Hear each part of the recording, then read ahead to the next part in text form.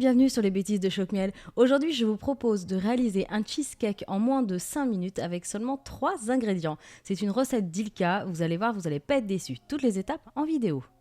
Alors, on commence cette recette en prenant un petit saladier. Vous allez placer votre Philadelphia, vous ajoutez le lait concentré sucré et on termine par le citron. Alors une fois que le citron est ajouté, vous n'avez plus qu'à mixer, donc à peu près 1 minute. Il faut que la préparation soit bien homogène, que tout soit bien mélangé et vous allez voir, ça va vraiment vous donner une belle crème en fait très onctueuse.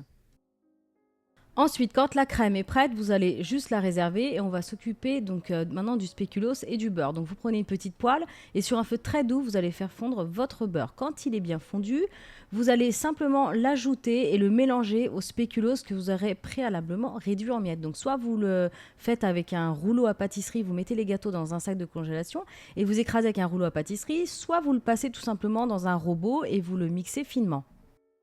Alors, vous mélangez bien pour obtenir une espèce de pâte un petit peu humide et collante. Et ensuite, voilà, il ne vous reste plus qu'à dresser votre cheesecake. Donc, soit vous prenez comme moi, en fait, un cercle, et en fait, j'ai mis un papier sulfurisé au fond, et vous fermez la charnière, donc il y a une sorte de moule à manquer. Soit vous pouvez préparer des cheesecakes individuels, donc c'est super rapide, c'est même encore plus rapide. Et dans des petites verrines, vous mettez donc le spéculoos au fond, vous tassez bien, donc vous écrasez soit avec le fond d'un verre, soit avec une spatule ou même avec vos doigts, ça marche très bien.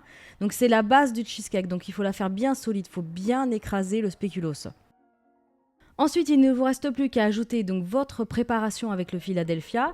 Donc vous le posez au centre et avec une spatule, vous allez simplement bien lisser le dessus pour répartir équitablement partout cette crème. Ensuite, vous placez éventuellement un film plastique parce que si vous avez des choses qui sentent fort dans votre frigo, comme par exemple des crevettes ou des choses, je sais pas, ou même du fromage, le cheesecake risque de prendre ce parfum. Donc faites attention, mettez éventuellement un film plastique, c'est mieux. Et vous le placez au frais, donc pour à peu près 3 heures. Au bout de 3 heures, vous allez simplement passer la lame d'un couteau autour si vous avez utilisé comme moi ce fameux moule à charnière. Sinon, si c'est des verrines, bon ben voilà, vous n'avez plus qu'à les manger.